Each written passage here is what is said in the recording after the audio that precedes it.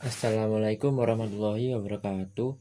Perkenalkan, saya Muhammad Indra Sayuti dari kelas CD dengan NIM 231252342. Di sini saya akan mempresentasikan bentuk dan instrumen teknologi informasi dalam dunia kesehatan.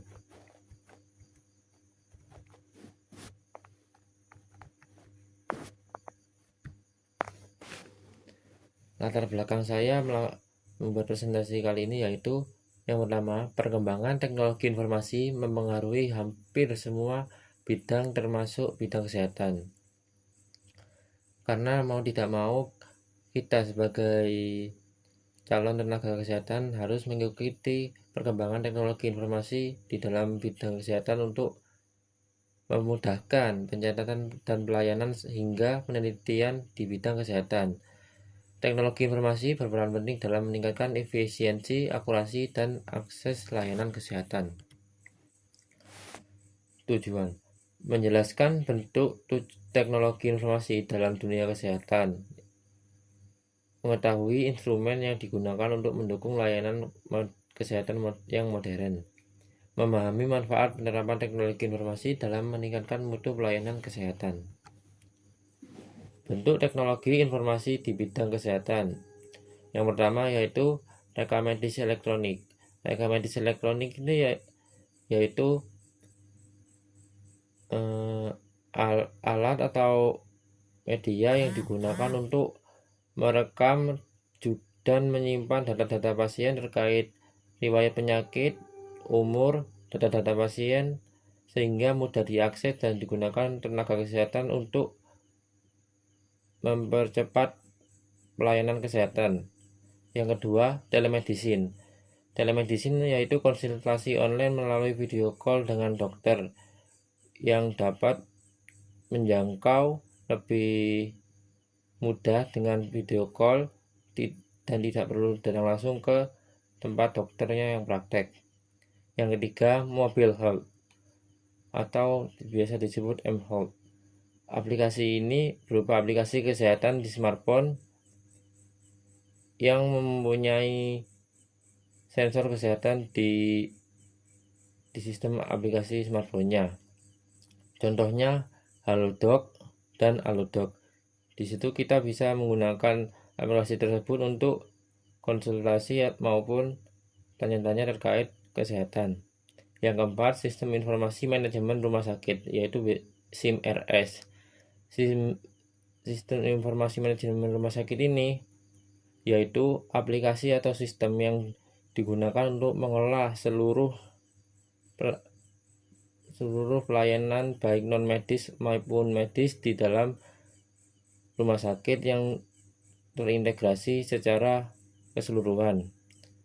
Yaitu sistem ini yang mencakup semua hal di rumah sakit, baik itu input resep, pengolahan uang, dan lain-lain. Yang kelima yaitu artificial intelligence, yaitu bisa kita disebut dengan AI. AI ini membantu diagnosis dan prediksi penyakit. Salah satu contohnya yaitu dengan CT scan yaitu untuk merongsen kondisi kesehatan dalam tubuh pasien. Yang kedua ada X-ray dan lain-lain. Instrumen teknologi informasi di bidang kesehatan dibagi menjadi 5, yaitu yang pertama perangkat keras. Perangkat keras sendiri terdiri dari komputer, server, smartphone, wearable device yaitu smartwatch dan sensor kesehatan yang bisa kita temui di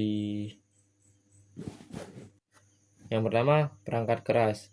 Perangkat keras terdiri dari banyak komponen. Yang pertama komputer, yang kedua server, yang ketiga smartphone, dan wearable device atau yang biasa kita sebut barang yang kita gunakan untuk sehari-hari seperti smartwatch dan sensor kesehatan. Yang kedua perangkat lunak. Perangkat lunak ini yaitu aplikasi EMR atau rekam medik elektronik, yang kedua SIM-RS atau Sistem Informasi Manajemen Rumah Sakit, yang ketiga aplikasi mHealth, yang keempat sistem AI diagnosis.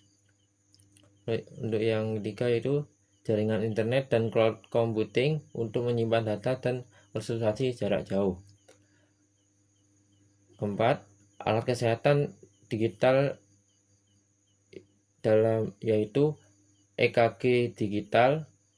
Yang kedua, alat monitoring tekanan darah otomatis. Yang selanjutnya itu glukometer berbasis LOT. Untuk yang kelima yaitu platform komunikasi atau telekonferensi untuk edukasi dan konsultasi medis. Manfaat teknologi informasi di bidang kesehatan: yang pertama, meningkatkan akses layanan pasien, yaitu bisa konsultasi dengan jarak jauh. Kedua, mempercepat pengelolaan data pasien. Yang ketiga, mendukung keputusan medis yang lebih akurat. Yang keempat, efisiensi waktu dan biaya pelayanan kesehatan. Yang kelima, meningkatkan edukasi masyarakat tentang kesehatan melalui aplikasi dan media digital. Berikut beberapa tantangan penerapan teknologi informasi di bidang kesehatan. Yang pertama itu biaya operasional yang relatif mahal. Yang kedua, isu keamanan dan kerahasiaan data pasien yang bisa saja ada kemungkinan terburuk, yaitu kebocoran data pasien yang bisa disalahgunakan.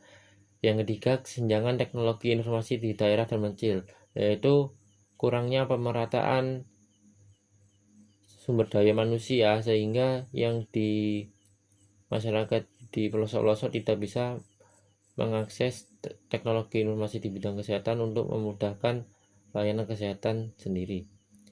Untuk yang keempat, perlunya pelatihan tenaga medis. Untuk perkembangan teknologi informasi ini harus ada pelatihan bagi tenaga medis agar lebih cepat digunakan dan efisien saat digunakan. Kesimpulan PPT yang saya buat yaitu teknologi informasi merupakan pilar yang sangat penting dalam transformasi layanan kesehatan. Bentuk dan instrumen teknologi informasi meliputi software, hardware, jaringan, serta berbagai aplikasi digital. Tentu saja tidak dipungkiri kita tetap menggunakan yang pertama itu brainware. Saat brainware tidak jalan, maka software dan hardware tidak akan berjalan sesuai otak kita, serta berbagai aplikasi digital. Pemanfaatannya mampu meningkatkan mutu dan efisiensi layanan kesehatan, namun tetap menghadapi tantangan terkait keamanan data dan pemerataan akses. Berikut referensi yang saya gunakan. Sekian presentasi dari saya. Wassalamualaikum warahmatullahi wabarakatuh.